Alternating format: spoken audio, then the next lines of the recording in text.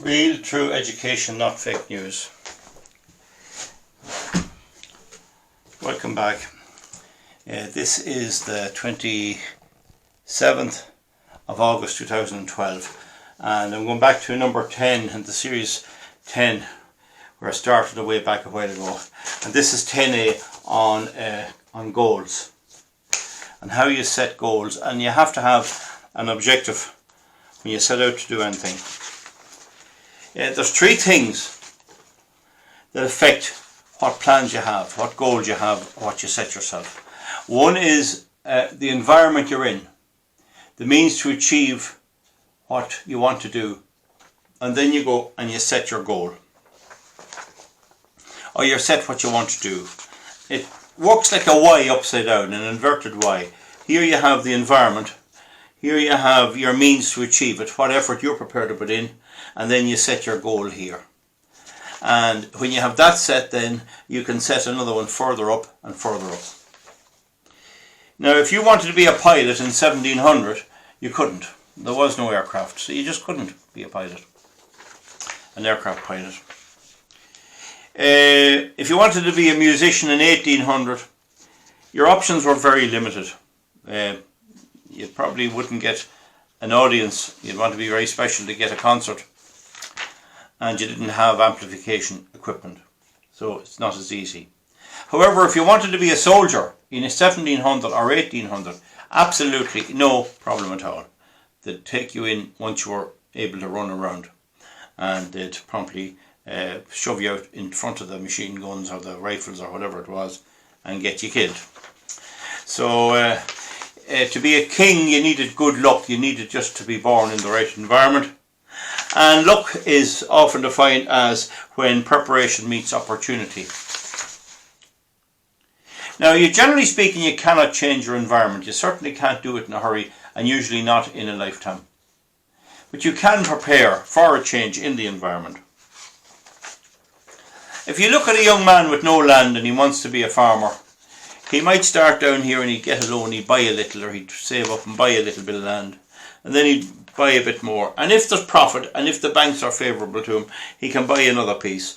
He can buy, and then if he has good health, that's another means. If he has bad health, he's in trouble there.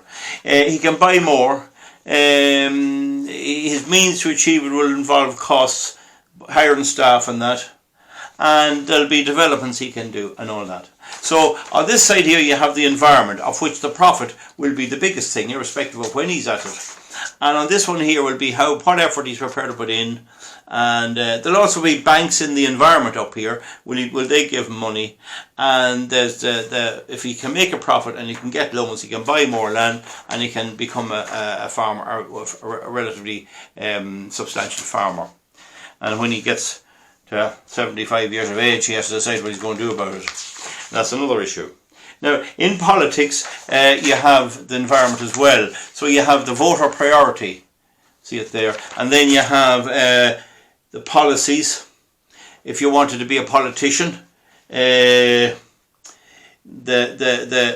assessing the voters, whether these policies merge with what voters want, and adopting certain policies. So you see that the aspiring politician can join a party and can do all kinds of things as his means to achieve getting into politics. But the environment in which he operates, the voter sentiment, will play a big role. And if he has some idea that nobody agrees with, he's in trouble. He's not going to make it. So that again shows you.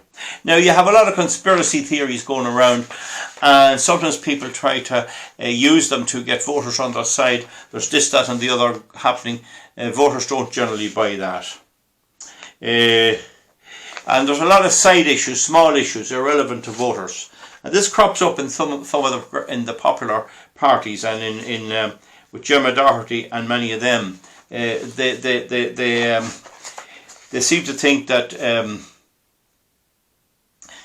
they can bring out all these weird ideas and the people will vote for them. Ultimately, it's not the best way to go.